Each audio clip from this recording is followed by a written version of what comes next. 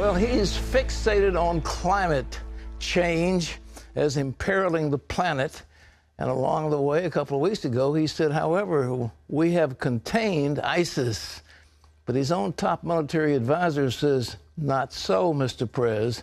Now the United States is having to send more special operations forces to battle those Islamic killers. And it looks like they'll be fighting alongside our friends, the Kurds. That move comes as a new study shows that the radical Islamic ideology of ISIS is getting stronger on the internet, including right here in the United States. Caitlin Burke has the story. It's being called a belated step forward. The new group of special operations forces headed to Iraq will conduct raids, free hostages, gather intel, and go after top Islamic State targets. When they go to bed at night, who's going to be coming in the window? The United States is, and I think must, lead in this fight, but we need others to go with us. Defense Secretary Ash Carter said the U.S. forces would likely be mixed in with Kurdish fighters who are already battling ISIS. He didn't offer up the number of U.S. soldiers that would be deployed. Through our own action and those of our coalition partners, the military campaign will destroy ISIL's leadership and forces, deprive it of resources and safe haven and mobility.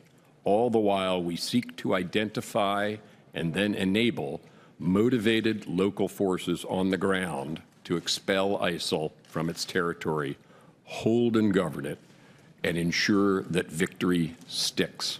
The move comes as the nation's top military officer directly contradicted remarks made by President Obama last month when he said the U.S. has contained ISIS. Let me ask you this. Have we currently contained ISIL? We have not contained ISIL. Have they been contained at any time since 2010? Tactically, in areas they have been. Strategically, they have spread since 2010. And while ISIS is gaining territory in the Middle East, it's also gaining support internationally, including right here in America. A new study by George Washington University says several thousand Americans regularly consume Islamic State propaganda. American ISIS supporters are predominantly active online. Twitter is the platform of choice, but ISIS supporters are using other social media as well. Just another sign of the growing danger from this radical Islamist movement. Caitlin Burke, CBN News. Folks, they can be destroyed very, very easily. You know, I heard the other day, it just makes me sick. We sent an air sortie to bomb oil depots that were controlled by ISIS where they get great sums of money.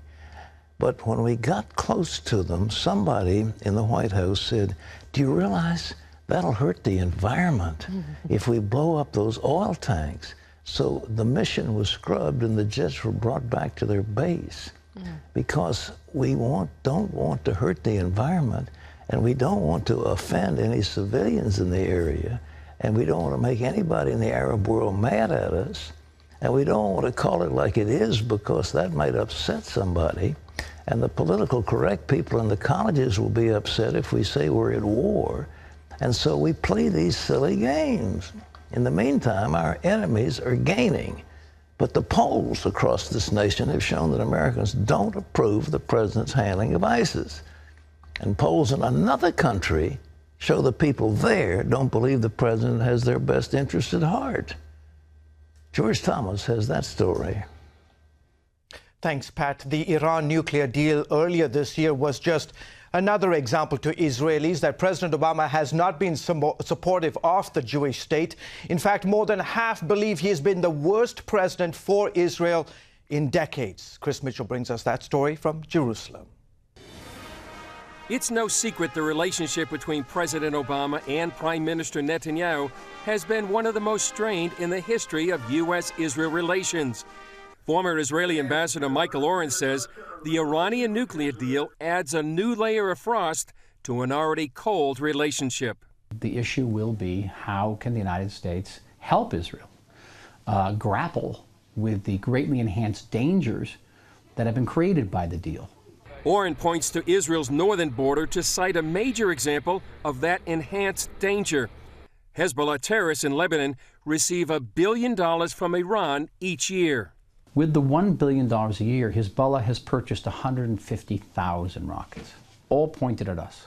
This year, Iran's going to get $150 billion in sanctions relief. That number over the next coming years is going to go up to about $700 billion. So how many rockets will Hezbollah be able to buy with $2 billion, $3 billion, $10 billion? Oren says Israel should go on the offensive against Iran. We need not only to defend ourselves against Iran, we need to deter Iran.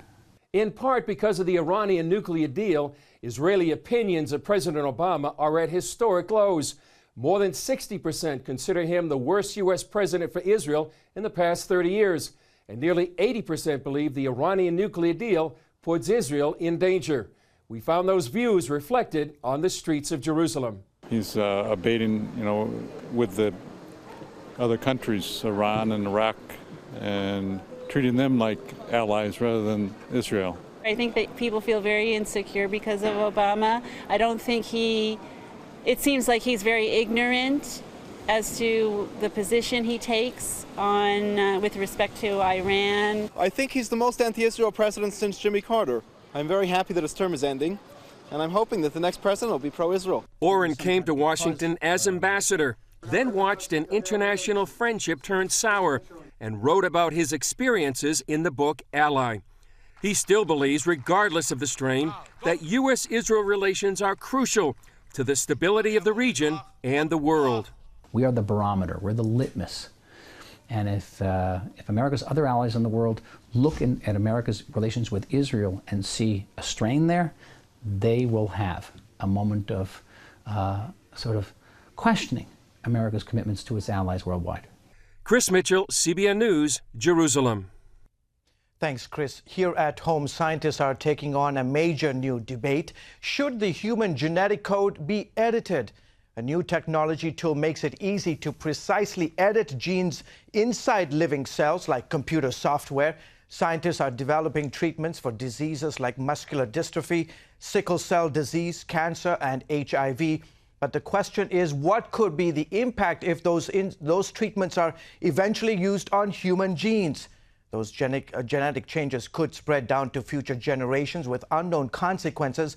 And some experts warn it could open the door to designer babies and could change future societies in ways we cannot foresee. Applebee's and International House of Pancakes are dropping soft drinks from children's menus, but parents will still be able to order sodas for their kids if they want to. A spokesman for the group that owns both chains told ABC they believe parents are in the best position to decide what the appropriate food and beverage choices are for their children. The restaurants have milk, chocolate milk, and hot chocolate for kids, and IHOP will feature juice starting next spring. McDonald's, Burger King, Wendy's, and Dairy Queens have already made similar changes to their menus. Sugary drinks, of course, have been associated with various health problems like obesity, diabetes, and more. Pat, do you think this is a good idea? I think it's a wonderful idea, and I congratulate Applebee's. They are amazingly forward-looking. I mean, the redesign of their restaurants is just extraordinary. I mean, beautiful decoration, and they have all kinds of creative menus, and every time you turn around, they've got a new one coming out. And so, do you ever eat at Applebee's? They do have a lot of great salads and a lot of heart-healthy stuff on the menu, so good for them. They have very good little sirloin steaks that they serve. They make good baked potatoes. Their vegetables are good. But that's nice. You know, these soft drinks are the pits. A friend of mine started what was called a Happy Meal out in Kansas City that spread throughout the, I guess, what is McDonald's chain that has Happy Meals. But that thing is toxic. You know, those drinks are toxic. So I don't know, the soft drink companies, they've had a free ride for a long, long time, and I think they're beginning to feel the heat, but, well, they should, because this stuff is not good for you. It's really not bad.